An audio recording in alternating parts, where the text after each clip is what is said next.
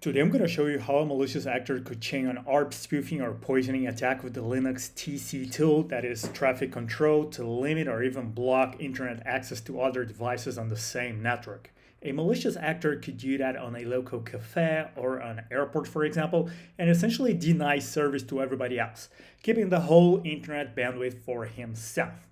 This could be considered a DoS attack, and I condemn anyone doing it. Don't do it on a network you don't own. This video is for educational purposes only, for you to know what would a hacker do and how can you protect yourself from it.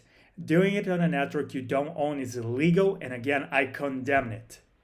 So what is TC? So Linux TC, or traffic control, is a kernel utility used to control network traffic. It lets you simulate real-world network conditions like latency, packet loss, bandwidth limits, and jitter, making it essential for testing applications and troubleshooting networks.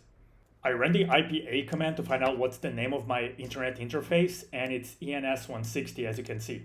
I'm gonna ping 8.8.8.8 to see how my baseline ping is working. And as you can see, the time is around 13, 14, 15 milliseconds, 0% packet loss.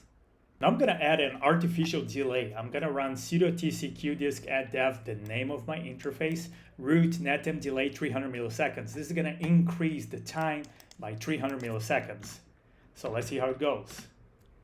And as you can see, the time increased a lot. Now it's 316, 300 and something, and it was only 15, 14, 13. I'm gonna remove the rule.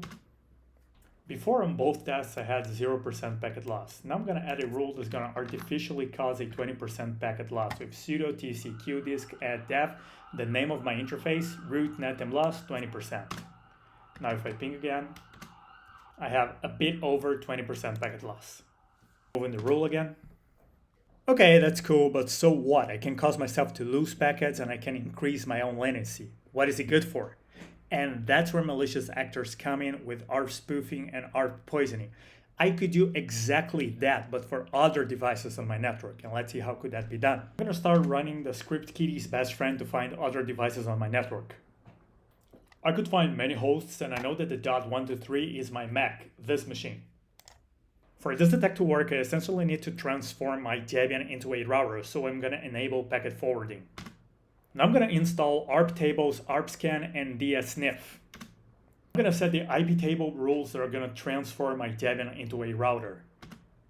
Now I'm going to start the ARP spoofing. Use sudo arpspoof-i, the name of my interface, -t for target 192.168.1.123, that's my Mac, and 192.168.1.1, that's the gateway. So whenever my Mac wants to communicate with the internet and asks the network, hey, who's the gateway? My Debian machine is going to answer, I am the gateway. Talk to me if you want to go to the internet. And here we're going to run the second part of my ARP spoof with sudo arpspoof-i, the name of my interface, -t for target 192.168.1.1, 192.168.1.123. And what am I doing here? Whenever the gateway, the router, is going to ask, hey, who is .123? Who is the Mac? And then my Debian machine is going to say, I am the Mac. Whenever the gateway wants to talk to the Mac machine, he's going to come through me. Before the ARP spoofing attack on my Mac, I ran an internet speed test, and I found out that my download speed is 641 megabits per second and my upload speed is 107 megabits per second. So back on my Debian, I'm going to run sudo tcqdisk add dev ENS160 root handle 1 HTB default 10.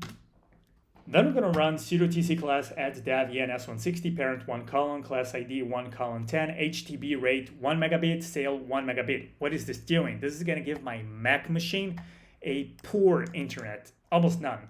And then we're going to run sudo tc filter add dev ENS160 protocol IP parent 1 prio 1 U32 match IP destination and the destination of my Mac flow ID 1 10.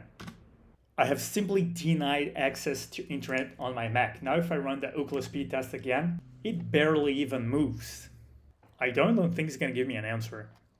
To stop the denial of service attack, I'm going to run sudo tcqdisk del dev ENS160 root, and I'm going to stop the ARP spoofing. Ctrl-C and Ctrl-C. Now back to my Mac, I'm going to try to run the speed test again.